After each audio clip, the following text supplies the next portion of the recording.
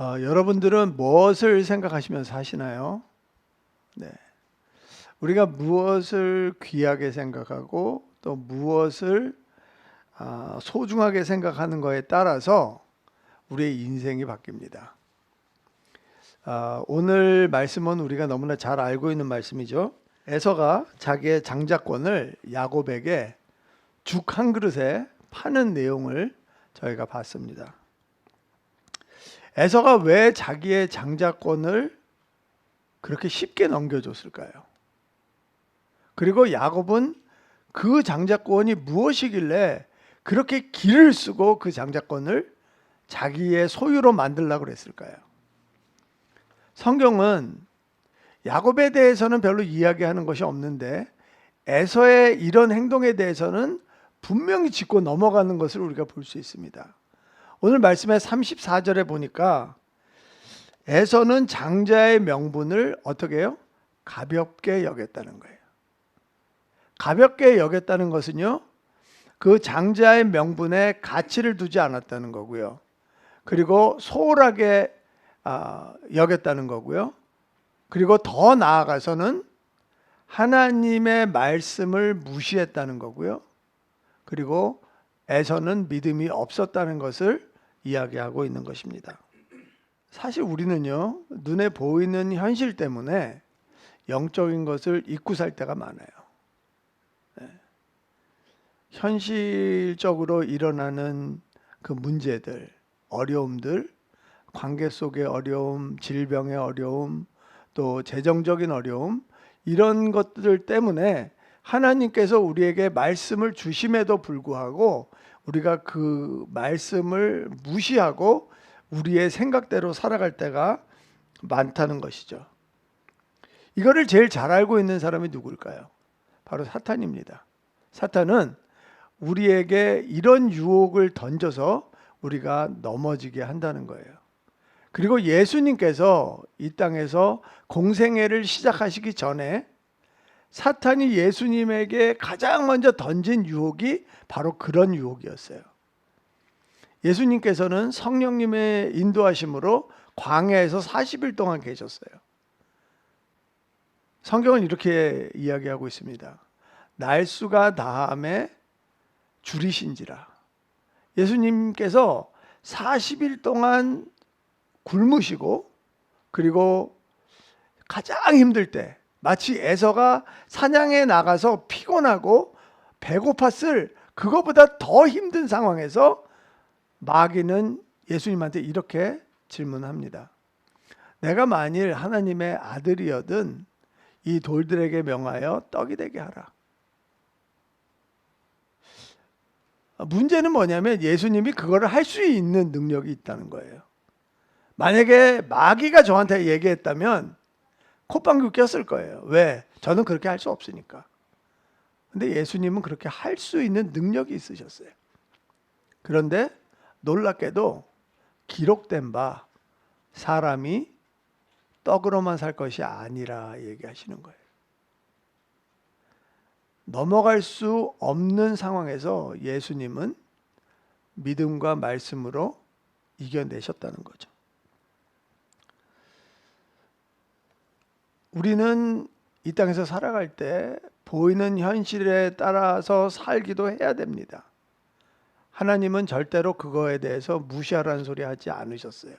그래서 예수님도 사람이 떡으로만 살 것이 아니라 했어요. 떡을 먹고 살아야 된다는 거죠. 하지만 떡보다 더 중요한 게 있다는 거죠. 보이지 않는 영적인 세계가 있다는 것이고, 그리고 우리가 그 영적인 세계를 선택할 때 우리의 인생이 바뀐다고 성경은 이야기하고 계시는 것입니다. 오늘 저희들이 봐야 될 부분이 뭐냐 하면요, 에서의 장자권을 야곱이 뺏어가는데 속여서 뺏어간다는 거죠. 그런데 야곱이 가지고 있었던 그 마음이, 그 믿음이 어떠했냐는 거죠. 오늘 거기에 대해서 저희가 함께 나누기를 원합니다. 지금 말씀드리는 것은요, 야곱이 가지고 있었던 그 속임수, 그리고 그가 가지고 있었던 그 집착, 이런 것들이 성경에서는 믿음으로 부각이 되는 거지 그거를 죄로 여기지 않았다는 거예요. 물론 그거에 대해서 죄로 인정하지 않은 것은 아니에요. 하지만 야곱의 믿음을 더 소중하게 생각하기 때문에 상대적으로 그런 것들을 성경에서는 이야기하지 않고 있다는 거예요. 오늘 말씀을 통하여서 야곱의 그 믿음과 야곱의 그 태도와 마음이 우리에게 임하는 시간이 되길 그리스도의 이름으로 선포합니다. 첫 번째는 야곱은 선조의 믿음을 소중하게 생각했다는 거예요. 이삭이 결혼을 했어요. 리브가랑 결혼을 했는데 20년이 될 때까지 임신이 안 되는 거예요. 그래서 이삭이 기도를 합니다. 주님, 하나님, 지금 제가 아이가 없습니다. 아기를 갖게 해주세요. 하나님께서 그 기도를 들으시고 리브가가 임신을 합니다. 근데 리브가가 임신을 했는데 이 태 속에서 아이들이 너무 싸우는 거예요. 아마 괴로웠겠죠. 그러니까 이삭이 자기 아내를 위해서 기도합니다. 하나님, 왜 이런 일이 일어납니까? 지금 무슨 일이 일어나고 있습니까? 하나님한테 기도를 하면서 질문을 합니다. 그랬더니 하나님께서 이렇게 대답을 해주시는 거예요. 25장 23절 말씀입니다. 여호와께서 그에게 이르시되 두 국민이 내 태중에 있구나. 두 민족이 내 복중에서부터 나누어지리라. 이 족속이 저 족속보다 강하겠고 큰 자가 어린 자를 섬기리라 하셨더라. 하나님께서는 이삭에게 예언의 말씀을 주시는데 지금 뱃속에서 태 속에서 두 형제가 싸우는 것이 아니라 두 나라가 싸우고 있다는 거예요. 두 민족이 싸우고 있다는 거예요. 두 국민이 싸우고 있다는 거예요. 얼마나 치열하게 싸웠냐는 거죠. 거기다가 한 국민은 강한 국민이고요. 다른 국민은 약한 국민이었어요. 그런데 큰 자가 어린 자를 섬기겠다는 거예요. 우리가 이 내용을 알기 때문에 미리 말씀을 드리면 에서는 힘이 강한 자였어요. 그래서 에서가 먼저 태어납니다. 상대적으로 야곱은 약했어요. 하지만 야곱은 그 에서가 나갈 때 그냥 두지 않았어요. 끝까지 그의 발목을 붙잡고 따라 나갔어요. 하지만 에서가 육체적으로 강했기 때문에 장자의 자리를 뺏기죠. 성경에서는 이 야곱의 이름을 발목을 잡은 자 이렇게 이야기를 하고 있어요. 그런데 또 어떤 뜻이 있냐면 속이다라는 뜻도 있어요. 고대에 운동을 할 때 뭐 꼭 운동이라고 그럴 수는 없지만 씨름이나 아니면은 레슬링을 했을 때 발목을 잡는 거는 반칙이라고 합니다. 그래서 발목을 잡았다는 의미는 또 속였다, 반칙을 했다 이런 의미로 된다는 거죠. 그러면 이 두 쌍둥이가 자라서 어떻게 됐을까요? 27절 말씀 볼게요. 그 아이들이 장성함에 에서는 익숙한 사냥꾼이었으므로 들을 사람이 되고 야곱은 조용한 사람이었으므로 장막에 거주하니.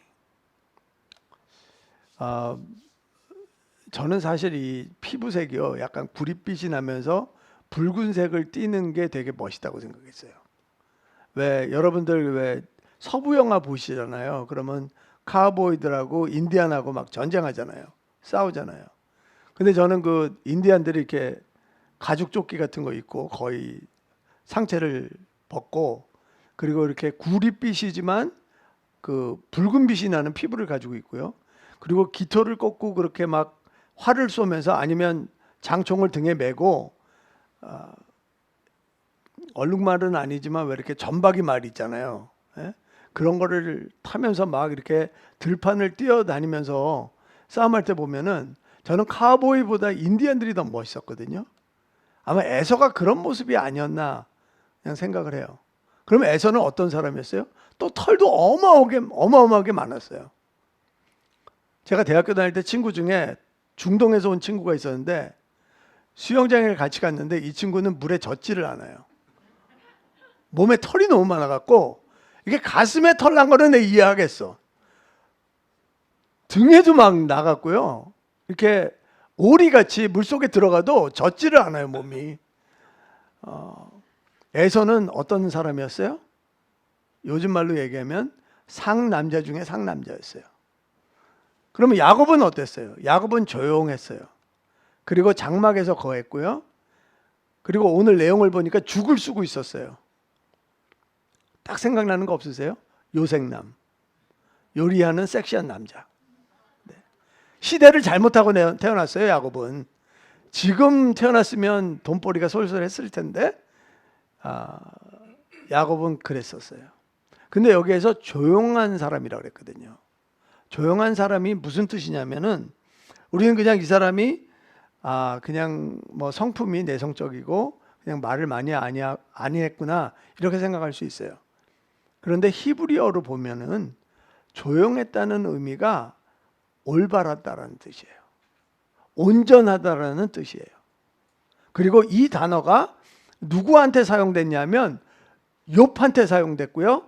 다윗한테 사용됐어요. 어떻게 이름은 속이는 자인데 그 속이는 자가 어떻게 올바른 사람이 되고 그리고 어떻게 온전한 사람이 됐냐는 거죠. 앞에서도 잠깐 말씀드렸지만 하나님은 야곱의 믿음에 관심이 있으시지 야곱의 속이는 거에 대해서는 별로 관심이 없으세요. 그러면 여러분 생각에 에서와 야곱이 누구한테 교육을 받았냐는 거죠. 네, 맞아요. 이삭하고 리브가한테 교육을 받았어요. 그런데 이삭과 리브가보다도 더 중요한 사람이 있어요. 바로 아브라함이에요. 그러면 에서와 야곱이 태어났을 때 아브라함이 살아 있었을까요? 네, 살아 있었어요. 족장 연대표를 한번 보실게요. 여기서 보시면 아담에서부터 노아까지 10대고요. 그리고 노아에서부터 아브라함까지 10대예요. 그러면 노아에서부터 아브라함 사이에 있는 모든 족장들이요 다 살아 있어요. 동시대에 살았던 사람들이에요. 그리고 아브라함이 에서와 야곱이 태어났을 때 160살이었어요. 아브라함이 몇 살에 죽었죠? 175살에 죽었어요. 15년 동안 아브라함은 에서와 야곱에게 하나님에 대해서 이야기해 줄 수 있었다는 거죠. 아브라함은 브엘세바에서 에셀나무 밑에서 지나가는 모든 나그네에게 하나님에 대해서 간증했어요. 아마 자기의 이 쌍둥이 손자들한테도 이야기해 줬을 거예요. 하나님이 어떻게 홍수를 내려보내셨고 그리고 어떻게 자신이 갈대아 우르에서 가나안 땅으로 오게 됐는지 하나님이 어떻게 인도해 주셨는지 그리고 아비멜렉이라는 블레셋 왕이 아브라함한테 와서 왜 조약을 맺었는지 그리고 그들의 아버지 이삭이 어떻게 리브가를 만나서 결혼했는지 하나님이 그 결혼을 어떻게 진행시키셨는지 이런 믿음에 대해서 이야기해 줬을 것이라는 거죠. 그런데 앞에서 봤듯이 에서는 할아버지 말을 듣지 않았어요. 그리고 밖에 나가서 사냥하는 것을 좋아했고요. 들판에서 뛰어다니는 것을 좋아했어요. 하지만 야곱은 상대적으로 할아버지와 이삭이 이야기하는 말씀을 귀담아 들었어요. 그리고 그거를 가슴에 새기고요. 생각했어요. 그거를 어떻게 하냐 하면은 나중에 야곱이 베델에 갑니다. 밧단 아람으로 가기 위해서 베델에 들렸을 때 그때 하나님한테 이렇게 고백을 해요. 내가 편안히 아버지께로 돌아가게 하시오면 여호와께서 나의 하나님이 될 것이요. 아브라함의 하나님, 자기 아버지의 이삭의 하나님, 그 하나님이 야곱의 하나님이 되기를 원했다는 거죠. 여러분, 믿음은 어디에서 나요? 들음에서 나는 거예요. 그리고 그 들음은 그리스도의 말씀으로 말미암는다고 그랬어요. 야곱은 자기 선조들이 하나님에 대해서 이야기하는 그 말씀에 대해서 귀담아 들었어요. 그리고 그 귀담아 들은 그 말씀을 자기의 믿음으로 삼았어요. 여러분들한테 하나 부탁드리고 싶은 말씀이 있어요. 어디서든지 말씀을 들을 때 귀담아 들으시기 바라요. 여러분들이 매일 4장씩 성경을 읽잖아요. 귀담아 들으시기 바라요. 우리는 성경을 읽는 게 아니에요. 성경을 듣는 거예요. 그리고 성경을 읽으실 때 읊조리시면서 읽으시기 바라요. 왜냐하면 우리가 소리를 내서 읽을 때 문자로 되어 있는 하나님의 말씀 속에 있는 하나님의 음성이 깨져서 나오는 거예요. 그래서 우리는 보는 종교가 아니고요, 듣는 종교예요. 야곱은 알고 있었어요. 아브라함의 믿음, 이삭의 믿음이 자기의 귀로 들어온다는 걸 알고 있었다는 거죠. 사실 예수님의 어머니 마리아도 예수님께서 태어나셨을 때 들판에 있던 목자들이 천사가 하는 얘기를 다 들었어요. 그리고 아기 예수님을 찾아서 마구간으로 왔어요. 그리고 마리아한테 천사가 무슨 말을 했는지 다 전해줍니다. 그때 성경이 뭐라고 그러는 줄 아세요? 마리아가 그 모든 말씀을 가슴에 새기고 그리고 생각했다고 그랬어요. 야곱도 똑같이 한 것입니다. 우리는 들으면 잊어버려요. 그죠? 그래서 하나님께서는 듣고 지켜 행하라는 거예요. 내가 한번 한 일은요, 잊어버리지 않아요. 그렇게 우리는 믿음을 지킬 수 있는 거예요. 그러면 어떻게 야곱이 들었는데 어떤 행동을 했는지 한번 보도록 하겠습니다. 야곱은 장자권을 쟁취했어요. 다시 말하면 장자권을 뺏었다는 거죠. 여러분, 장자권이 뭔가요? 영어로 하면 birthright이거든요. 그런데 보통 우리가 생각할 때는 장자 그러면 첫 맏아들을 생각을 하죠. 그리고 맏아들은 그때 당 성경 시대에 보면 다른 자녀들보다도 2배의 재산을 상속을 받았어요. 그러면 조금 이상하죠. 왜냐하면 야곱은 이삭한테 재산을 한 푼도 물려받지 못했어요. 그리고 여러분들도 아시다시피 아브라함은 엄청난 거부였고요, 이삭도 엄청난 거부였어요. 그러면 이삭이 아버지한테 재산을 물려받았거든요. 거기에다가 이삭이 가지고 있는 재산이 있었거든요. 근데 야곱은 한 푼도 받지 못했다는 거예요. 아브라함은요, 이삭에게 소유를 주었고요, 그리고 세라가 죽은 다음에 그두라라는 첩을 드렸거든요. 근데 그 첩을 통해서 6명의 자녀가 또 있었어요. 근데 그들한테는 재산을 줬다 그랬어요. 그러면 소유는 뭐고 재산은 뭐냐는 거죠. 재산은 물질적인 거지만 소유는 물질보다 더 뭔가가 더 있다는 거죠. 그 야곱이 그걸 알고 있었다는 거예요. 뭐가 더 있을까요? 첫 번째는 장자가 된다는 의미는요, 하나님의 소유가 된다는 거예요. 하나님 것이 된다는 거예요. 출애굽기 13장 2절에 보시면은 이스라엘 자손 중에서 사람이나 짐승을 막론하고, 그러니까 사람한테만 속한 게 아니고 이게 곡식, 과일, 짐승 다 포함되는 거예요. 막론하고 태에서 처음 난 모든 것은 다 거룩히 구별하여 내게 돌리라. 이는 내 것이니라 하였노라. 여러분, 11조가 누구 거예요? 하나님 거죠. 자, 생각해 보세요. 11조는 10% 드리는 게 중요하죠. 10% 드리는 게 중요한 게 아니고요. 먼저 드리는 게 중요한 거예요. 내가 가지고 있는 거에 제일 첫째 거를 드리는 게 중요한 거예요. 왜냐? 그게 하나님 거거든. 내 게 아니거든. 내가 맨 마지막에 있는 10%를 드린다면 그거는 그냥 내가 하나님 앞에 헌물한 거지 11조가 아니라는 거예요. 하나님께서는요, 하나님 거를 분명히 구분하세요. 그러면 하나님께 된다는 거, 하나님의 소유가 된다는 건 무엇을 의미하느냐?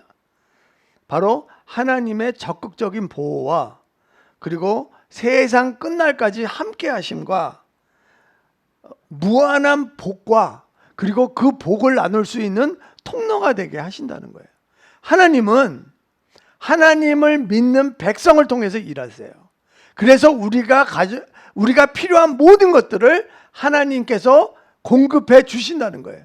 여러분, 만약에 여러분들이 하나님이 사용하신다고 믿는다면 벌써 우리 삶 속에 우리가 필요한 것들은 다 받았다는 거예요. 제가 몇 달 전에 어떤 목사님을 만났어요. 근데 그 목사님이 이렇게 예언도 하시고 그런 목사님이었어요. 미국 목사님이신데 그분이 저를 위해서 기도를 하시면서 이런 얘기를 하시는 거예요. 나는 너에게 모든 것을 다 주었다. 근데 제가 소름이 확 끼치는 거예요. 나는 항상 이게 모자라고 저게 모자라는데 어떻게 하나님께서는 나한테 다 주셨다고 이야기를 하지? 근데 잘 들으셔야 돼요. 제가 그 말씀을 붙잡았거든요. 그랬더니 제가 보지 못했던 하나님의 부어주신 복이 보이기 시작하더라는 거예요. 그게 하나님의 복이에요. 그리고 하나님의 복은 늘 우리의 믿음을 통해서 드러나게 돼 있는 거예요. 두 번째는 하나님이 주시는 장자권을 가졌다는 것은요, 우리가 구원에 포함되어 있다는 거예요. 예수 그리스도의 계보에 우리 이름이 들어가 있다는 얘기예요. 우리가 구원을 받고 그리고 영원한 생명을 누릴 수 있다는 것을 이야기하고 있다는 거예요. 야곱은 알고 있었어요. 그리고 그 하나님을 자기의 하나님으로 만들고 싶었어요. 좀 말은 이상하지만 그랬다는 거예요. 그런데 여기서 놀라운 사실이 있어요. 하나님은 하나님의 일을 하실 때 물론 하나님께서 하늘의 문을 열어주시고 하늘의 복을 내려주세요. 그렇지만 앞에서도 말씀드렸다시피 하나님은 하나님의 백성을 사용해서 일을 하세요. 근데 하나님의 백성이 필요한 게 있을 때 하나님이 어떻게 공급하시냐 하면 하나님이 주신 복을 사용하지 않는 사람 거를 뺏어서 주신다는 거예요. 말이 이상하죠. 마태복음 25장에 보잖아요. 그러면 거기에 주인이 먼 길을 떠나기 전에 3명의 종한테 5달란트와 2달란트와 1달란트를 주고 떠납니다. 돌아와서 계산을 하는데 1달란트를 가지고 있었던 종은요, 그거 땅에다 묻어놨어요. 사용하지 않았어요. 그리고 그거를 주인한테 가지고 나왔어요. 그때 주인이 어떻게 했죠? 그 달란트를 그럼 네가 그냥 가지고 써라 이렇게 얘기했나요? 그렇지 않았어요. 그거 뺏었어요. 누구한테 줬어요? 그 달란트를 10개를 가지고 있는 사람한테 줬어요. 이해가 되시죠? 그리고 야곱이 바단 아람에 갔을 때 거기에서 라반이 계속해서 야곱을 속이는 거예요. 이번에는 너 검은 양을 그냥 가져. 그랬는데 검은 양이 많아지면 검은 양 갖지 마. 흰 양 가져. 그러다 흰 양이 많아지면 아니 그거 갖지 마. 얼룩달룩한 거 그거 가져. 계속 야곱의 그 삭을 지불해야 될 돈을 10번이나 바꾼 거예요. 그런데 라반은 소유를 점점 잃어가고 야곱은 재산이 많아졌어요. 근데 야곱이 그때 레아와 라헬을 자기의 아내 둘을 불러다가 뭐라고 이야기하냐면, 하나님께서는 라반의 양을 뺏어서 자기한테 줬다고 얘기를 해요. 여러분, 혼동하지 마세요. 은혜는 공짜다, 아니다. 공짜다. 축복은 공짜다, 아니다. 아니다. 축복은 항상 조건이 붙어요. 하나님의 말씀을 순종하는 사람은 축복을 받지만 하나님의 말씀을 불순종하는 사람들은 축복을 받을 수가 없어요. 하지만 우리는 은혜라는 개념 때문에 아예 복도 그냥 오나 보다 이렇게 생각해요. 아니요, 복은 그렇게 오는 게 아니에요. 그걸 어떻게 알 수 있느냐? 야곱이 먼저 축복을 받잖아요. 이삭을 속여서. 에서가 와요. 그리고 에서가 벌써 자기 동생이 장자권을 뺏어간 거를 알았어요. 그때 아버지한테 뭐라고 이야기를 하냐면, 아버지 나한테 축복해 주세요. 그러니까 에서는 뭐라고 생각했냐면, 내가 그냥 이렇게 하면 축복이 온다라고 생각했어요. 근데 축복이 끊어져요. 오지 않아요. 그리고 이삭이 에서한테 축복을 해줬는데 야곱한테 한 축복이랑 비하면 너무나 초라한 거예요. 너 먹고 살기도 힘들 거다. 이런 말씀을 하는 거예요. 여러분, 하나님의 축복은 그냥 굴러 들어오는 게 아니에요.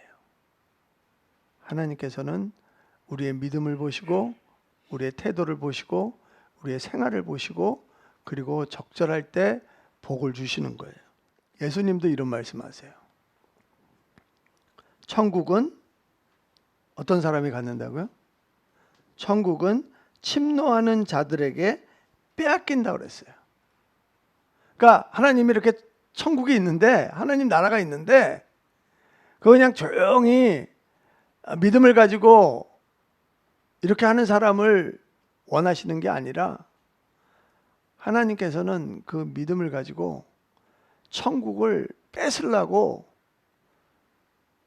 도전적으로 하는 사람들한테 그 천국을 주신다는 거예요. 제가 한번 이런 생각을 해본 적이 있어요. 예수님이 길이신데 그러면 예수님은 어떤 길을 가셨나? 하나님의 약속의 길을 가셨어요. 그래서 십자가까지 가신 거예요. 예수님께서 성령님을 보내셨죠. 그러면 성령님은 어떻게 역사하시나? 성령님도 바람처럼 어디서 와서 어디로 가는지 우리는 알지 못해요. 하지만 성령님의 자유로우심이 있지만 성령님 자체도 하나님 말씀을 길로 삼아서 움직이신다는 거예요. 마찬가지로 우리의 믿음은 그냥 정적인 것이 아니라는 거예요. 우리의 믿음은요, 꿈틀거리는 거고요, 역동적인 거고요, 도전적이라는 것이에요. 야곱은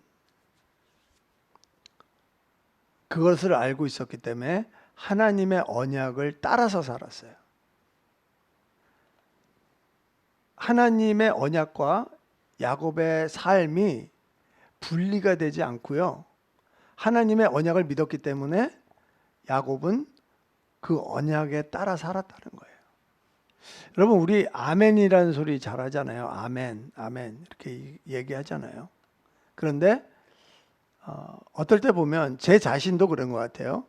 어떤 귀한 말씀을 들었을 때 아멘 했을 때 제가 그 말씀을 따라 산다는 것보다도 그 말씀에 동의한다는 의미로 할 때가 있는 것 같아요. 그런데 믿음은 동의가 아니라는 거죠. 믿음은 신뢰라는 거죠. 예를 들어서 예수님이 그렇게 말씀하셨어요. 좁은 길로 가야지 생명이 있다고 말씀하셨어요. 거기에 대해서 내가 동의해요. 하지만 신뢰는 못하겠어. 그래서 안 갔어요. 그러면 생명이 없어요. 근데 내가 아멘 했을 때 맞습니다. 그렇게 될 겁니다. Let it be. 그리고 그 길로 갔을 때 우리가 생명을 얻을 수 있는 거거든요. 이삭은 궁극적으로 야곱한테 장자의 축복을 해줍니다. 물론 속아서 한번 해주고요. 그리고 나중에 야곱이 밧단 아람으로 도망가기 전에 둘째 아들인 것을 알면서도 장자의 축복을 해줘요. 여러분, 그 야곱이 몇 살에 밧단 아람으로 간 줄 아세요? 우리는 생각할 때 젊었을 때 갔겠다 이렇게 생각할 수 있어요. 근데 77살에 갑니다. 참 여러분들은 믿음이 좋아서 놀라지도 않아요. 감사합니다. 잠깐 산수를 한번 해볼게요. 이거를 알기 위해서는요, 그 야곱의 나이를 거꾸로 내려와야 돼요. 야곱이 나중에 이제 요셉이 총리가 되잖아요. 애굽의 총리가 돼서 야곱이 내려갑니다. 애굽으로. 그때 바로 앞에서 뭐라고 이야기했냐면 자신이 130년을 살았다고 얘기했어요. 그리고 야곱은 30살에 애굽에서 총리가 됐고요. 그리고 야곱이 애굽에 내려갔을 때 7년 풍년이 있었고요. 그 다음에 흉년이 7년 있어야 되는데 2년 됐을 때 내려갔어요. 그래서 야곱이 130살일 때 요셉은 39세였어요. 여기까지 이해되시죠? 그러면 야곱과 요셉의 나이 차이가 91살이에요. 그러면 요셉이 언제 태어났냐는 거죠. 야곱이 밧단 아람에서 14년을 산 다음에 그때 이제 라헬하고 레아랑 결혼해서 6명의 자녀를 얻었잖아요. 그리고 나서 얻은 게 요셉이에요. 그러니까 91세에서 14년을 빼면요 77세예요. 반면에 에서는 몇 살에 결혼했는 줄 아세요? 성경에서는요 40살에 결혼했다고 그랬어요.